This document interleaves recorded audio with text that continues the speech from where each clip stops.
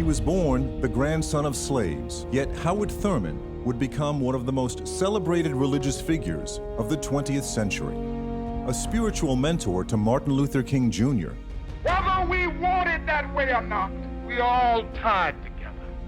And a moral anchor for the civil rights movement. Martin Luther King Jr. would quote Howard Thurman on many, many occasions. I think Howard Thurman, for many leaders in that movement, King included, played the role of pastor.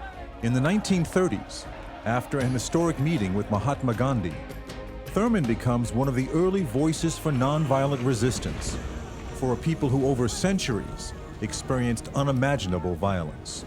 He helped to establish the philosophical framework of how to struggle. He saw himself as a spiritual activist because he was fundamentally a teacher. He had this combination of being kind and being strong, and I think that's a very rare combination. While Sunday morning was often considered the most segregated hour in the week, Thurman helped pioneer a church where people of different races and religions could worship together. He's suspicious of denomination and dogma and creed. He would never identify himself as a theologian because he thought theologians boxed God.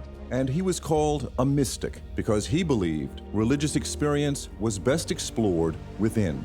Howard Thurman was actually practicing contemplative spirituality before we actually started calling it contemplative spirituality. At his heart, he was a nature mystic. Thurman is talking to trees. Trees. Yet this mystic was also an outspoken critic of Christianity for its part in the nation's deep racial divides, and he countered with a shocking new work that offered a revolutionary new way of understanding the life of Jesus Christ and how it speaks directly to the oppressed and disinherited.